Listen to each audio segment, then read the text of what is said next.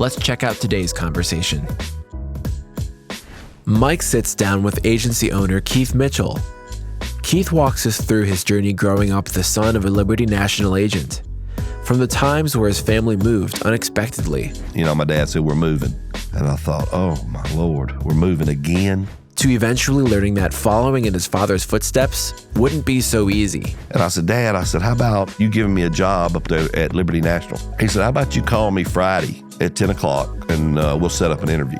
And how the adoption of a growth mindset was able to transform Keith's life. This was now something that I totally enjoyed the most in my career, is developing people. All of this coming up next on the Level Up Lifestyle. All right. Hey, everybody. Welcome to the Level Up Lifestyle podcast. So excited that you are here with us today. We have another great guest on set here in the Globe Life Studios in McKinney, Texas. Keith Mitchell, welcome. Oh, thank you. It's a pleasure to be here. You are a titan of an agency owner at Globe Life Liberty National Division. I think just to kind of set this up for the listeners, let's talk about just your accomplishments. You've promoted a ton of people out of your agency, which I think is a key. I want to start there because that's so much. So speaking of your success, right, and what you do in your organization, you promoted 4 people to the agency owner position. That's right. Yes, sir. We've taken 4 people from your agency to the home office, and put them in positions. On top of that, last year you wrote over $5 million in net premium. This year you're going to be over $7 million. For people that are trying to get a frame of reference of what does that mean, that puts you in the top 3, top 2? 3. Top 3 agency owners out of 57? Yes. In a 123-year-old company? Yes, sir. You're doing it right. Thank you. I appreciate that. You got some success. Thank you. I appreciate that. Well, I appreciate you. So, what we talked about here in all season on the Level Up Lifestyle is it's getting to know people that we see in these successful times in their life. They're experiencing, these great victories, but your life was not always that way. You had to go through things. You had to go through challenges. No doubt. You had to overcome obstacles. And sometimes we see the person for who they are today and we forget about who they were years ago. That's right. And that's what we want to do here is get to know who is Keith Mitchell. You've been with the company for 40 years. 40 years. Yes. So who was Keith Mitchell 41 years ago and beyond? That's what I really want to get into and just talk about it. So I think first of all, Keith, if we just go to the beginning, you're a company guy, right? Your dad was in the business. Yeah, I was actually born in the company. Was your grandfather in the business as well? No, my son's in the business. Your son's in the business, so you got 3 generations. 3 now. generations now. Yeah. When did your dad start with Liberty? Well, he had. I know he had 31 years. So, and I was born in 61, so I would say somewhere around 61 is when he started. Is when he started with the company, and he started off in Birmingham.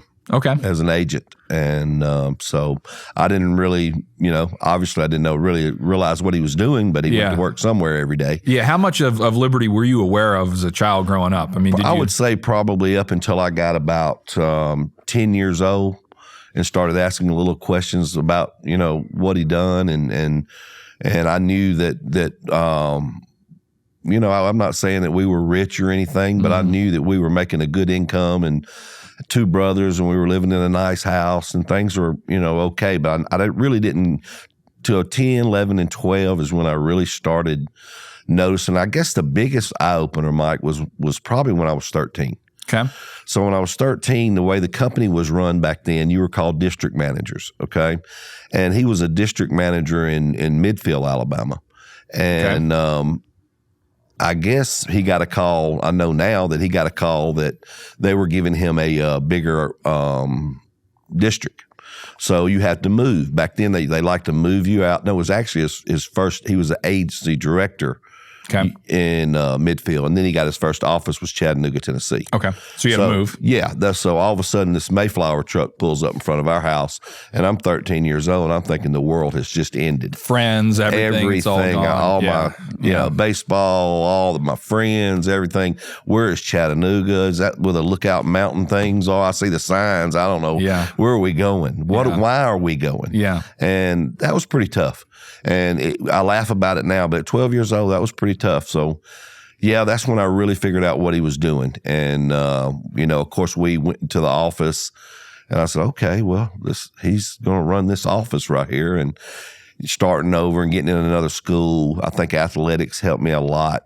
It was big in my life. And when you're trying to blend into a brand new high school like that, and 7th, 8th, 9th grade, it was pretty tough on the 3, but it was worth it. And we were explained real quickly that it was worth it. And we knew that the way he explained it, if I'm going to keep growing in this company, I'm going to have to move. So that's how that got going. So really 13 years old, I would say I finally realized that he was in the insurance business. And how long were you in Chattanooga?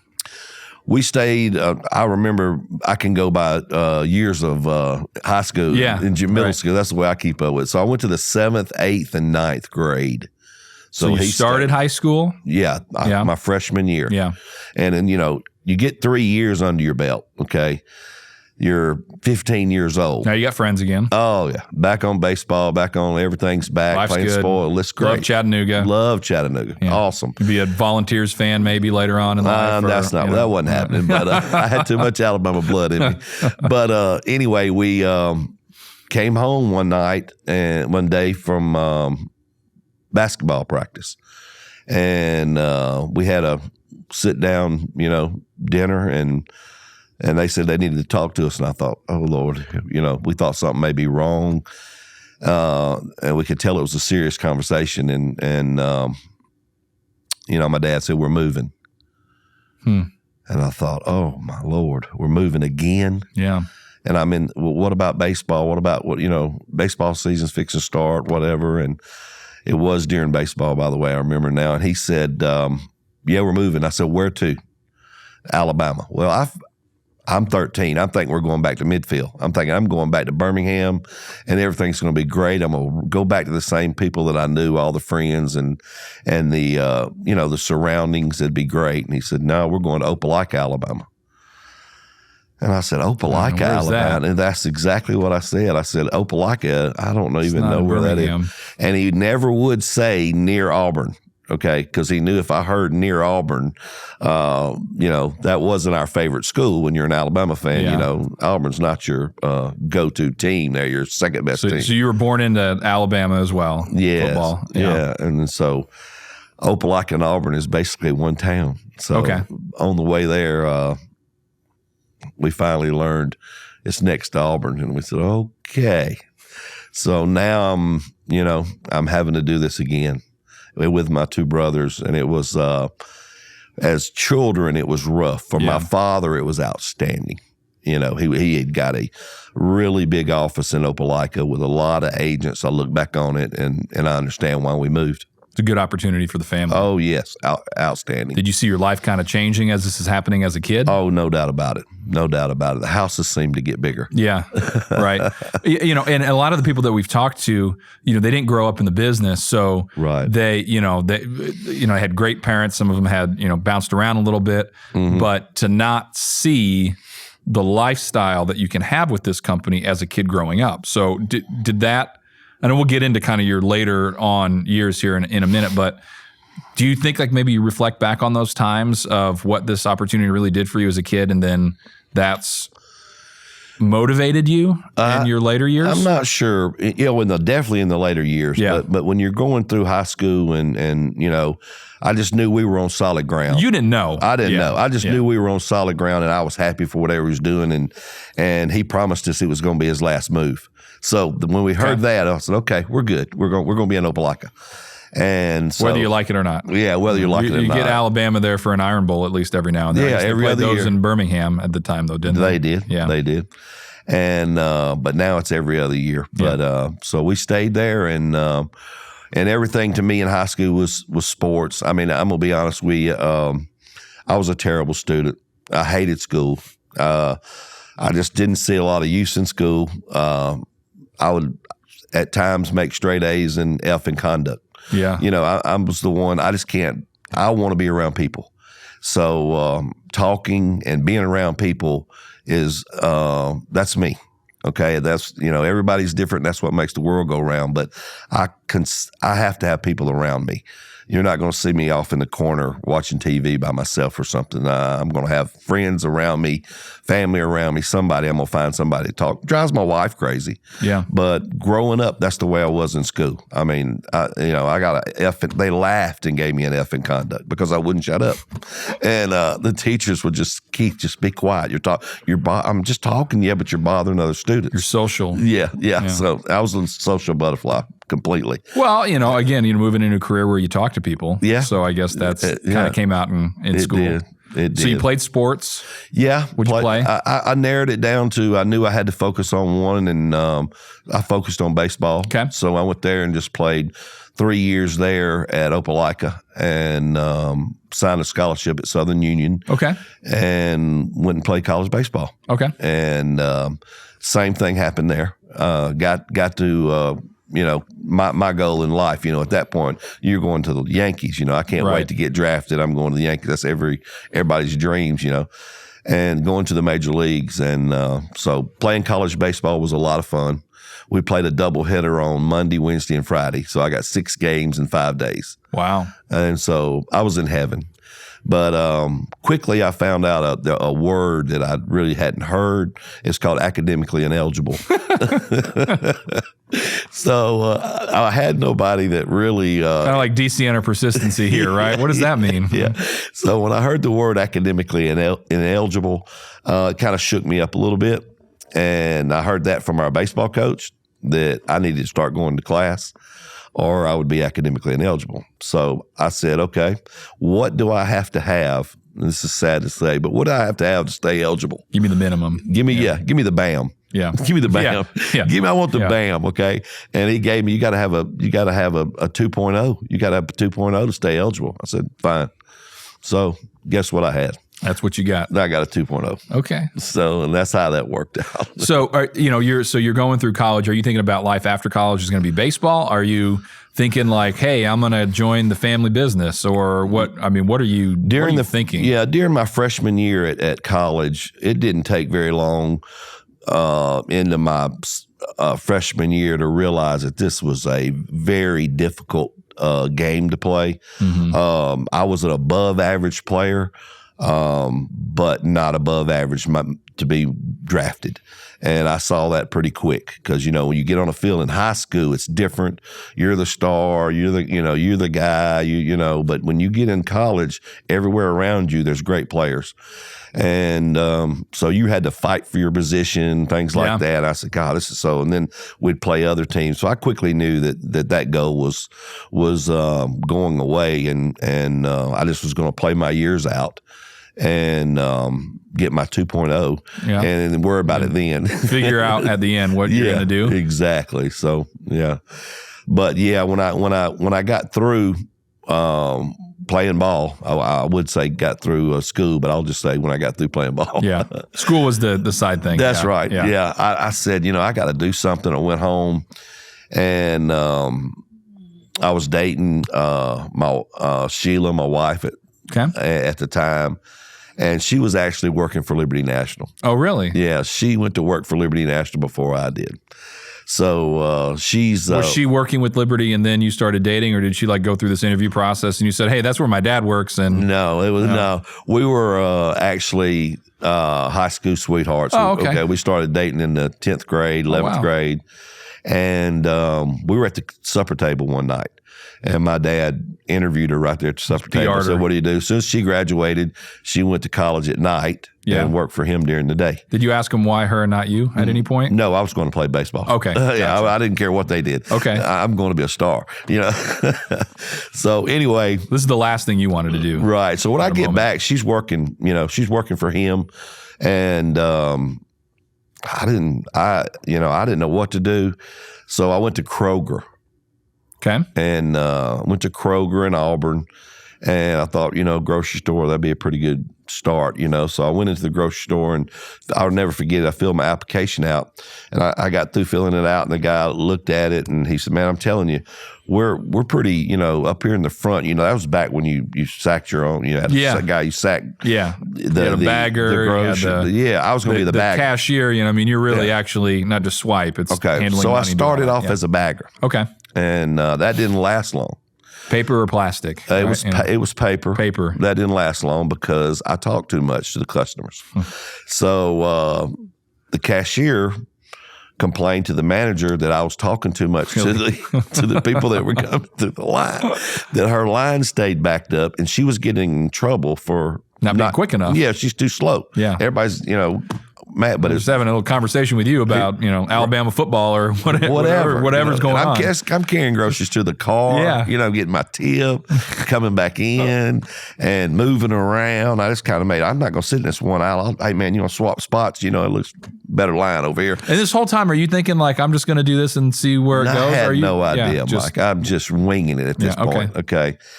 And I guess and they got me out of there. And of course, then they said, "Can you buff floors?"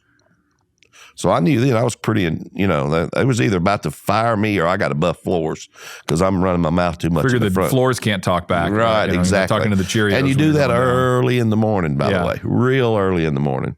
So I said, "But you get off early." I thought, okay. Yeah, I can buff floors. Yeah, I've never touched a buffer in my life. And so it took me a while. I rammed a few shelves and clean up on aisle 3. Yeah, breaking bottles. Yeah. And so anyway, it was getting time. I mean, I was 20 years old when I knew that pretty much that I wanted to spend the rest of my life with Sheila. And I knew that massive Kroger check that I was receiving every week was not going to do it. Not going to cut it. Not going to cut it. So believe it or not, our right fielder in college, his dad worked at Liberty National. Okay. And he came from another high school. And I saw him at a basketball game. And I said, "Man, what you doing?" "I'm at Kroger, man. I hate it." He said, "Man, why ain't you working for Liberty National for your daddy?" I said, I don't know. He said, "Man, I'm working for Liberty National. I'm making some money. You need to go talk to your daddy." And I said, I think you got to be 21, 20. He said, "No, you don't. You can be 20.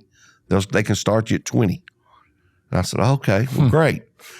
So I run home, and I'm pretty excited now, okay, because he's told me how much money he made, and I was like, "Oh my Lord, that's what I was making in a month at Kroger." So I'm running home, and at dinner the next night, I said, "Okay, I'm fixing to, I'm about to break the ice here." And I said, "Dad," I said, "How about you giving me a job up there at Liberty National?" I said, "Jimmy, our right fielder, he's already working for Liberty National." I was kind of throwing that in as a referral, Yeah, right. And PR yourself in. Yeah, almost, right? yeah. And he looked up. He was taking a bite. He looked up and kept eating. I said, "Dad," I had to beat myself. And he said, "Well, I tell you what, we're having dinner right now." He said, "How about you call me Friday at 10 o'clock and we'll set up an interview?" So I'm really confused. And so you're thinking your dad is just going to, okay, yeah, sounds great. He did Sheila that way. Yeah. I know. He hired Sheila on the spot right there at the table. Do you guys still talk about that? You bring that up? Yes. Okay, you do. The same table. Okay. But I've got to wait till 10 o'clock. So what does a 20-year-old do? Turns to his mama. Everything breaks up. We're done. We're eating. He goes downstairs reading the paper or whatever, and that's back when we had newspapers. And I said, "Mom, what's up with this? I mean, come on. Yeah. He's not going to hire me. Why he would have done it right then. Jimmy's doing it." And she said, "Son, you're going to learn a lot about your daddy in these next few years. And when he says something, you do exactly what he says do. And you follow, don't question him. We're talking about employment. We're talking about maybe career. Yeah. So you follow the instructions and trust me." I said, "Okay, Mom." I was upset. Friday, sitting there, Mike. I couldn't. I was just watching the clock. 9:30. Let's go. TikTok. Come on. Oh, man, I couldn't wait to 10 o'clock because I figured I was going to get the job on the phone. Oh, no. We set the interview for Monday. I called. I say, can I speak to my dad? I said, no. Sheila answers the phone. Thank God. And I said, Sheila, I need to speak to my dad. And she goes, oh, he's gone. I said, do what? Yeah, he's gone for the day. This is at 10 o'clock. Yes, it's 10 o'clock, Yeah. the time I was supposed to call. Yeah. And then Sheila starts laughing because she knows what's going to happen at 10 o'clock. I've already told her. Yeah. So anyway, she pulled one on me right off the bat. Get on the phone with my dad. He says, yeah. Oh, so he hadn't left. She was just messing with you. Messing Okay. with me big Gotcha. time. So he set me up an interview, and I went through the interview. The next Monday. So the 10 a.m. wasn't even to like do the interview. It was just to have the conversation about scheduling the interview. he would not schedule the interview with me Wow. at the table. Okay. Yeah, at the table. So, and that's where it got started. Started from there. Our interview process was kind of crazy. I tried, you're interviewing with your dad. It's uncomfortable. Yeah. But you're comfortable at the Yeah. same time, And so when I got through and he got through explaining the process of what we do, I will never forget that, it's you forget things and there's some things you'll never forget, right? Mm-hmm. And I'll never forget him just when I looked him in the eyes and I said, so what you're telling me is I can work as long as I want to during a week. If I want to work 60 hours, 50 hours, and if I Whatever. whatever the hours Yeah. are, I can keep doing that. And you're going to pay me more money, and you're not going to cap me off at any. If I make over $1,000 or $2, you're not going to cap me off. No, you can write as much as you want. I said, okay. I got one more question. I said, if I reach this goal that you're talking about, I'm going to get promoted if I do everything properly. And he said, that's correct. And I said, and if I reach this next goal, there's a possibility that I could be an AC owner or a district manager like you. He said, yeah, you're talking way up the ladder, but it's going to take you. Eventually. Yeah, eventually, yes. And I said, where do I sign? And I reached for a pen, and he slid the contract in front of me. So did you, I guess, really kind of your childhood, you lived a good life and you probably figured that out. You guys were living above average, right? From most people, probably most of your friends that you played baseball with, Yes, sir. all that stuff. Mm-hmm. And then as you're trying to figure yourself out, you're sitting in Kroger like, I can't keep buffing floors. It was the natural choice that we want to go to Liberty then? Like you didn't go look other places. You just felt No. like, I know what that life looks like. But it sounds like you didn't know a whole lot about what you actually were going to do. I did not. But I you did made the choice based on the lifestyle that you thought that you could have if you did this. Exactly. And then learning about what it actually was sold you even more. Yeah, when and when he gave me that, that interview, and I could and the freedom to do what I wanted to do and make the amount of money that I want to make, I had one thing in the back of my mind. This whole interview was, Sheila, now we can get married. Yeah. Okay. See, that was my drive right there at that point. I'm not even thinking. I'm thinking, okay, now we're going to be able to make a living, and I can actually, get married and have a family. Yeah. And so that was big for me. And at that point, That's good. yeah, That's good. So you get started, immediate meteoric rise to success, like agent of the year, No, district manager of the year. I wish. No, Right up to that, $7 million year this year, right? no. What was it like getting started? Well, it was tough because I was 20. I was young. Yeah. And I had a good manager, Harold Carter. I'll never forget him. I actually worked out of a satellite office, one of my dad's satellite offices up in Valley, Alabama. And I found out later that he was the strictest, hardest-nosed trainer that my agency director, unit manager that my father had, and that's why he sent me there. Didn't know it at the time. But just talking to some of the guys, man, you got Harold Carter as your manager? Ooh, he's tough. No. He said, man, I can't believe your dad put you on his team. He's mean. That's okay. Whatever. And but now I know why he did that. He wanted me to be trained correctly where it would Wanted last. to have the structure. Yep. And so, of course, we were collecting debits back then. And we got in the car and took off, and I just absolutely loved it. Again, now I can talk to people and it's good. Okay, I'm not going to get fired for talking. Right. I'm not going to make an F in conduct for talking too much. So now I can talk, Mike. Yeah, so It's a dream come true, right? You finally found it. Yeah, and I could talk and make money by doing it. Right. We didn't have computers, we didn't have laptops, so we talked. So you're an agent for how many years? I was an agent for 8 years. Okay.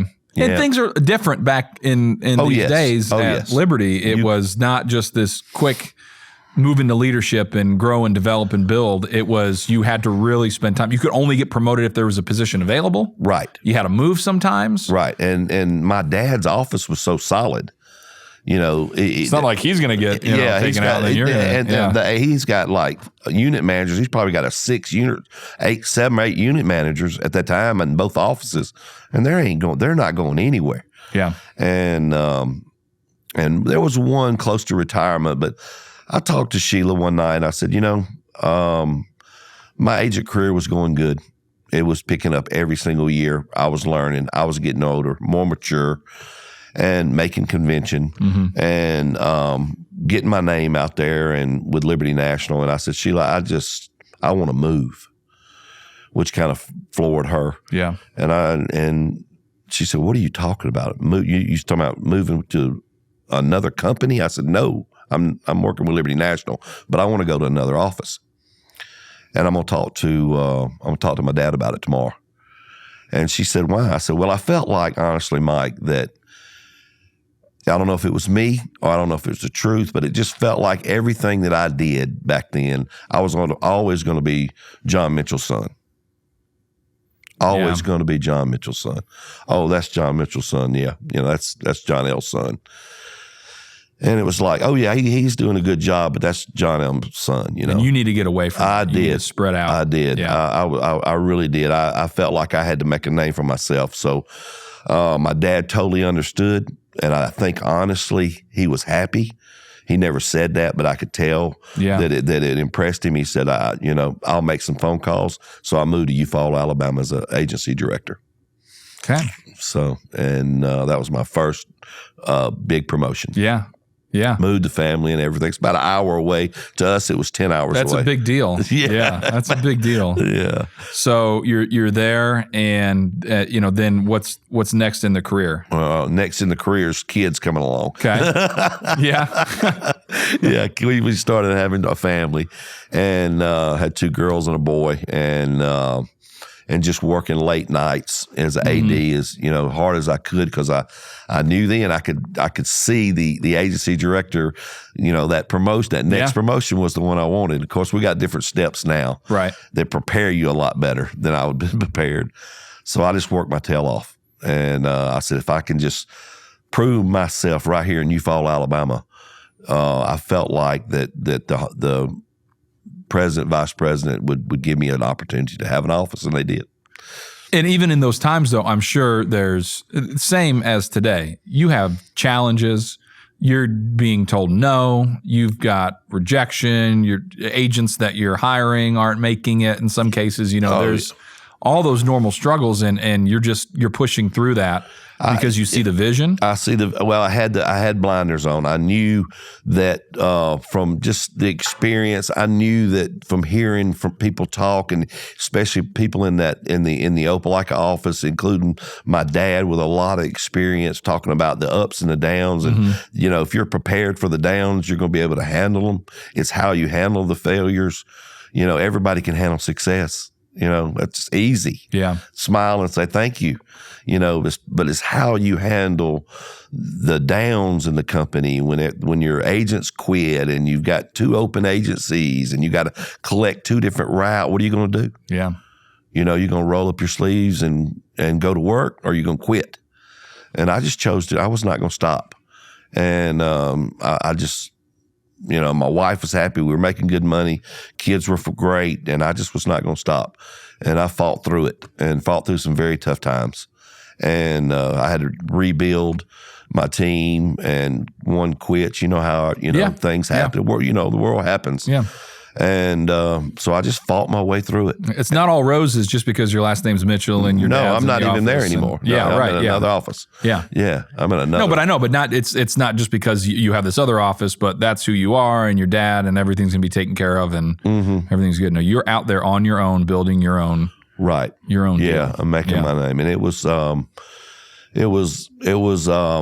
I think it was more rewarding as well when you walk into a new office and not knowing a single person there, and not being known as John L. Son. Yeah. Now I actually had a name. Yeah, It was right. Keith, Yeah. It was Keith Mitchell. Yeah. This is Keith. Yeah. And so that was nice. That was nice. So when did you?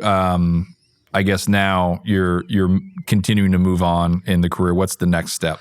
Well, they offered me an agency owner position, which would be a branch manager. Branch manager or district manager? Yeah, so branch manager. here comes the traveling, right? Yeah. So it's the same company, same type values. We're going to send you to Tennessee. I said, Tennessee, great. I go back to Chattanooga. Yeah. Here we go again. Full Go see all your old friends. I'm right? going back You're full telling the circle. kids the same story. Yeah. It's Yeah. Nope, you're going to Lawrenceburg, Tennessee. Okay. Okay, I have to get a map out. I have no idea where Lawrenceburg, Tennessee is. And the only thing I knew that Roger Rich was there. Okay. And Roger Rich was leaving and taking another agency. And I was going to replace Roger Rich. Okay.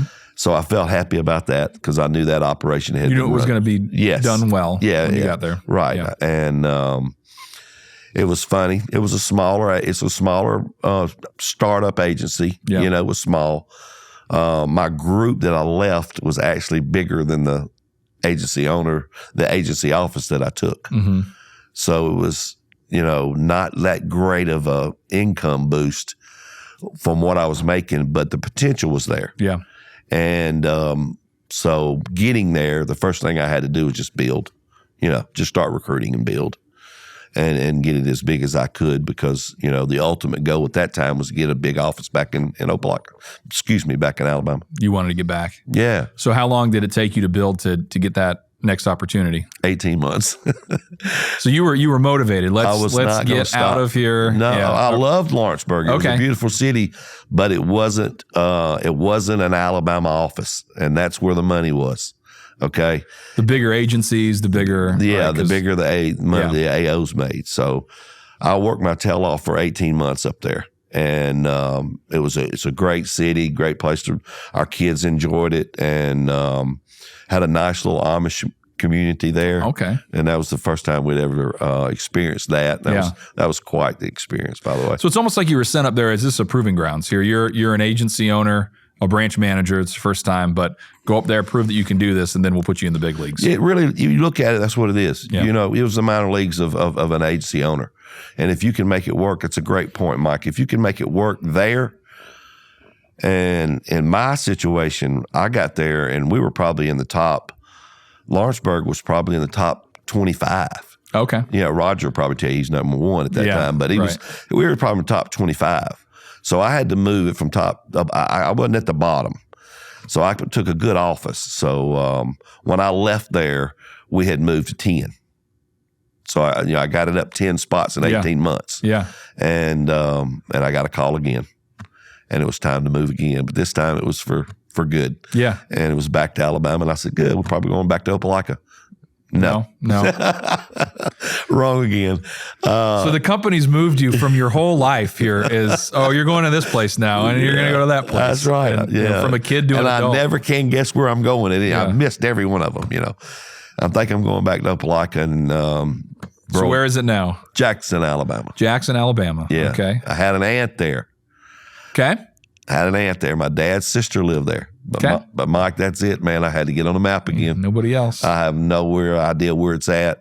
I knew it wasn't over in East Alabama where for Opelika and that area was. So they sent me to West Alabama Okay. and to Jackson, Alabama. And that's where I started. I really started Building the agency, and that's the territory that you're in now. Yes, I Yeah. have that territory. When did that happen?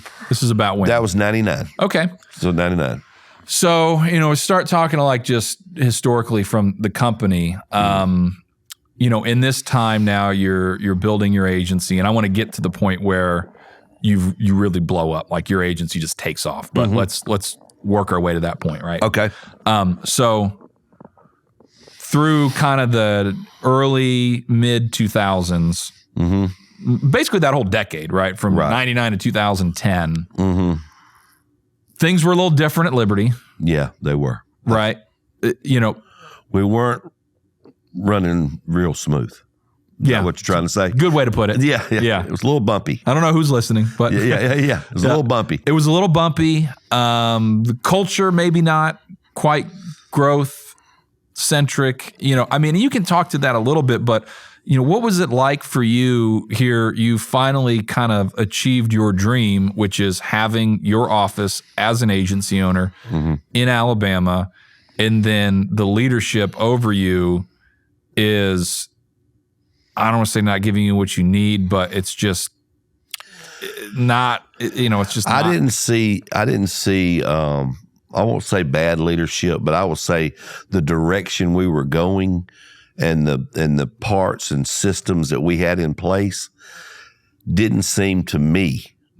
And the numbers, the facts are in the numbers. Yeah.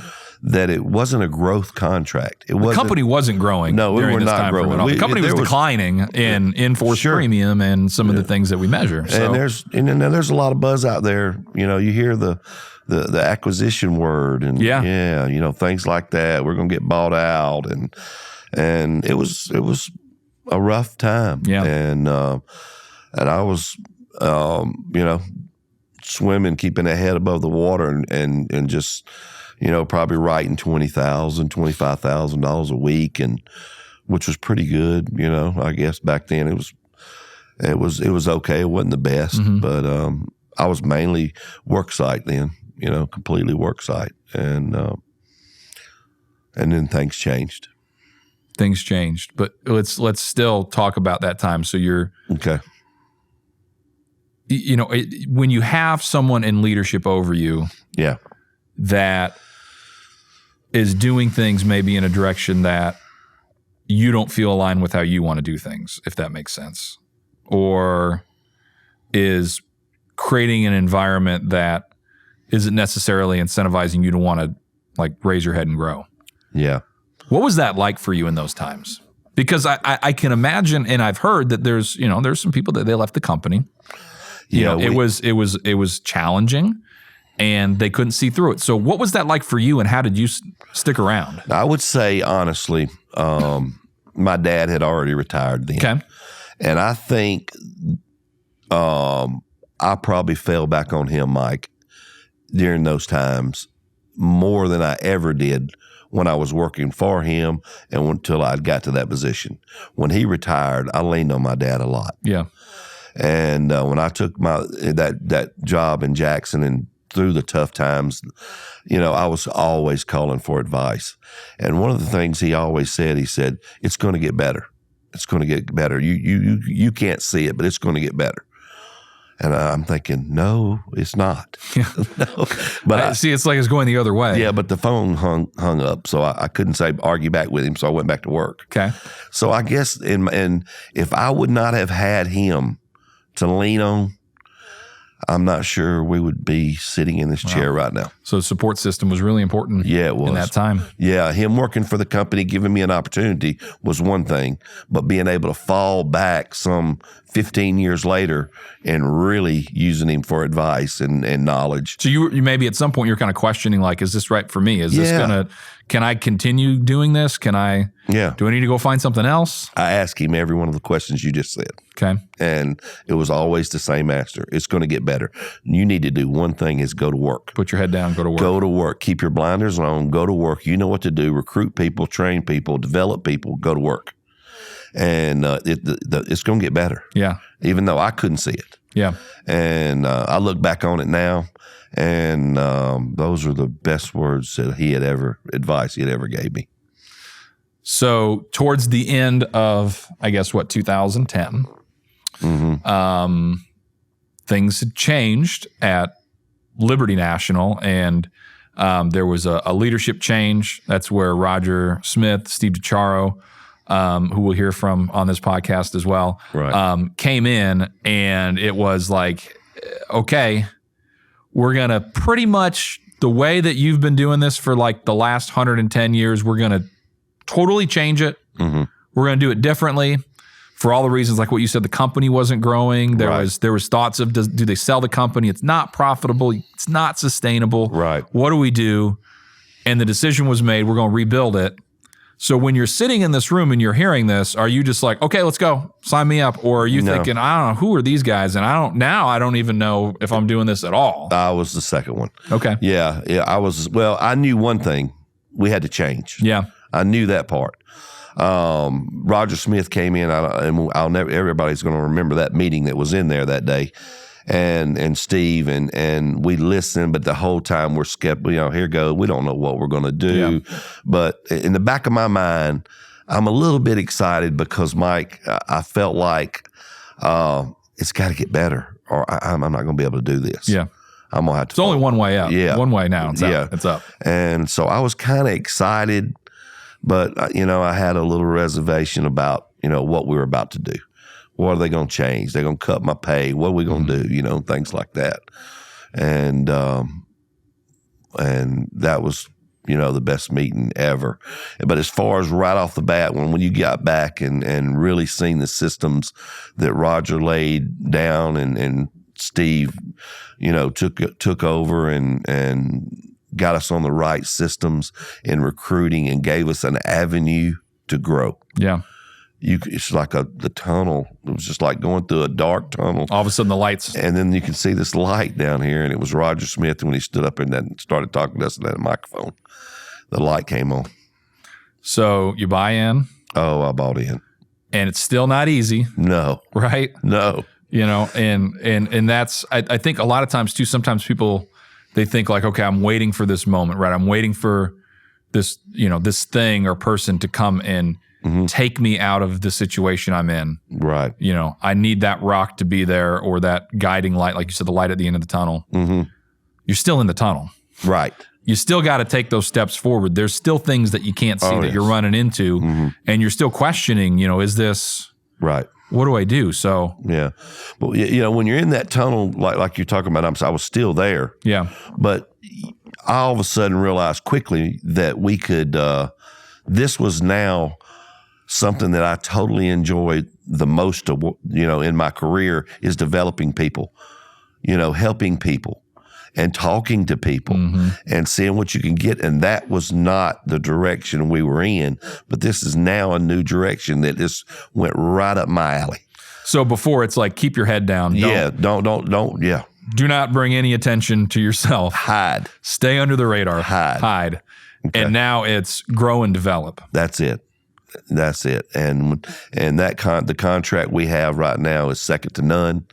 And you started off by talking about promotions. Right. And there's nothing that makes me, more exciting to see people reach their potential. Somebody gave me a chance, and I feel like that I deserve to give that back. Yeah. And it's all about giving back and seeing people grow and their families grow. And, start off, I look at myself, these young guys that are working for me. I go, I remember when I was your age. Yeah. And I started when they'll say, I'm only 20 years old. I said, well, I was 20. Yeah. Do what? I said, yeah, I started 40 years ago. Well, and it's funny you said it, 'cause that's kind of the whole idea behind this podcast as well, is let's have that conversation about what life was like when you were 20, you know? But so in this moment, you're growing into the company. And I want to kind of frame this as well for people that don't know, even relatively recent history. And I don't want you to take this any way other than, the way it is. Yeah. You were kind of like a middle of the road agency owner, like in ranking. You said you brought, you had grown Tennessee, you take your office in Alabama, and you're doing well, but you're not the leader in the clubhouse every year. You're kind of that middle. No. So what changed? Because now you are in the individual market, you're the best agency owner in the company. You've created the most growth. You're top 3 every year. You've won agency owner of the year. And you've done all these great things. So what changed? Oh, there's no question. Roger, Steve, yourself gave us vision and to develop people and to grow them and to not limit the size of your agency.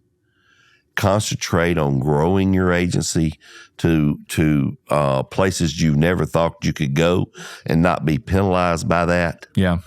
That changed the most. And I made a decision, I could have took this contract and wrote it out and maybe made it to 65 and retired. And I don't think anybody would have said something, because I probably could have wrote 50,000, 40, 50,000 and cruised on out, but I just, the contract was so great. The company meant so much to me. I was born here. Yeah. And I want to leave a legacy behind. And I found out that when you start developing people and you start caring and doing for other people, your rewards and accolades will come from that. And don't worry so much about what I do. Worry about what my people do. It's giving it away. That really got you to where you are now. It is. Yeah, that's great. Well, and you can see it in your work. And we talked about the promotions and the development of the other people. You kind of said this a little bit here a moment ago, but I want to talk about, maybe your philosophy as you're doing that, as you're giving it away. You've got a lot of youth in your agency. I do. Right. We were joking around the other day. You're Wade Phillips, right? You're the, you're the guy that just all the young kids, they just love you. And, you draw them in and they'll run through walls for you. And you've got such a great group of people in your agency and in other agencies now that you've promoted. So, is that part of you just seeing in those 20-year-olds when they come in, you see you shining floors at Kroger? Exactly. Yeah. You asked that question, and I've never looked at it like that. But it is strange when you're sitting there going, God, I was weird. You're able to tell that story. Yeah. And nowadays these 20, 21-year-olds come out with whatever type of degree they're in, and it's rough out there. And the economy, where they want to work, and they come in and go through our interview process, and we're immediately showing them, Mike, the opportunity to grow. Yeah. And these young guys, they want to hear it, and ladies, they want to hear it. And if kind of like I was, if I do this, you're going to do this. Mm-hmm. And I've seen times with our company where compensation, and obviously you working for money. Okay, let's don't get confused here. Right. But promotions now are very important to people. And I can say, when I was with Liberty National in our earlier time, they was just happy to get your check. Really wasn't worried about being promoted. But now it is important. Recognition, being promotion, in leadership, being in leadership, and having somebody behind them. I got to be their backbone, and they got to know that I love them and care about them, and I care about their future. And when you got that, you can just create a culture with personal recruits. That's big in my office. Yeah. Bringing in personal recruits. People say, "Well, how's your culture? Your office is crazy." People come in there and said, "I can't believe how wild, how much fun y'all have in your office." And I said, "Well, it's created culture from PRs. Mm-hmm. Half of these people are brothers and sisters or our cousins." I said, they know each other. Right. And they're best friends, they're schoolmates. And what a better way to build a culture than bring people in that you already have a lifetime resume on. And that's what we've done. Yeah. Yeah. Well, it's just amazing to see the success that you have and, what you're doing for the lives of other people. And I think you hit that really where it's giving it back. It's giving it back. Giving it back. Mm-hmm. And taking care of that 20-year-old right that you can relate to. Yeah, because when you get that AO role, and when I was the AO in Lawrenceburg, I was the man. I'm AO now. And we did okay. Are you thinking about taking the next person agency owner in those days? Probably not. It's stay where I am. Yeah, and you're thinking you're the man, and you don't. You all of a sudden I realize it's not about that. It's not about me. Yeah. It's not about anything that I do. I don't care about any of these. I love the awards, love the recognition, happy but not satisfied. But I'd rather see people grow under me and you call and say, we need somebody in the home office as a trainer. Yeah. And I look at the individual market over here in our training departments, everybody in my office that came out of my office. How's that make you feel? That makes me feel outstanding. Yeah. And when a corporate trainer calls and they say, hey, Keith, I'm coming to your office, I start laughing. Coming home. Come on home. Stay a week. So, yeah, that's an awesome feeling. It really is. Well, it's a great story. You've done a fantastic job in your career, and I appreciate you sharing it with everybody here. I appreciate it. To just get some insight into you and who you are. So, Keith, as you may know now, you've been kind of hanging out here watching us film a couple of these other podcasts, and you've heard now the first one's come out. So, yeah. And you've seen a couple of the episodes. So, part of the tradition is the bobblehead. Yes. Right. So, we give you a bobblehead. So I know you played baseball. I know, and I'm a little scared of the way. Well, okay. Well, just joke. You're practicing. Oh no, not at all. No, I think you're going to be very pleased with the bobblehead. But when you're playing baseball, there was a time where you're thinking, I'm going to go play for the Yankees. I'm going to go for Liberty National. That's right. So was that ever a dream? Like there's going to be, at the Atlanta Braves Stadium, Keith Mitchell bobblehead night? No, I wish it was, but no, I didn't even get that far. Okay. But that would be an honor. To have a whole stadium full of Keith Mitchell bobbleheads, and I'm out there playing second base. Yeah, right. But no, never thought about a bobblehead. Well, I was going to say we brought one of those childhood dreams to life here, but great. Otherwise, but here is your official Level Up Lifestyle podcast, Keith Mitchell bobblehead. All right. Right here. I got to pick you up by the head, so. Sorry. Okay. There you go. That's awesome. You get it. Oh, that's awesome. Wow. You got the hair right. We got the hair right. Yeah. I mean, and I've seen you wear that suit a few times, right? Yeah. That's that brown. Yeah. I wish I'd had that on today. That would have been, I should have had you wear that. That would have been funny. Yeah. You tell me to go khaki, but wow, that's awesome. So there you are. So if this bobblehead could travel in time. Okay. And the Keith Mitchell bobblehead shows up to talk to that 20-year-old kid trying to figure out, where am I going to go? What am I going to do with my life? I need to find a way to make this work, have a family, build a career. Mm-hmm. What is that bobblehead going to tell 20-year-old Keith Mitchell? Well, first of all, it's going to tell me to get to Liberty National a lot faster. Okay. Skip Kroger. Yeah. Okay. Put the buffer down now. Stop Put the talking buffer to people. down now. Yeah. And it would tell me at an earlier age, now I could come back and say, Keith, what you need to do is go to Liberty National Globe Life as fast as you can. Yeah. And make sure you help people along the way. It's very, it's good to be important. But it's very important to be nice to people. Yeah, it's nice to be important, but it's very, very important to be nice and give this opportunity. To somebody else. Yeah, absolutely. So I appreciate that. Yeah. Well, Keith, we appreciate you being here. All right, thanks. Sharing your story, and it was great to talk to you. Yeah, it's a lot of fun. Thank y'all. Okay, thank you. All righty. Thanks for joining us today.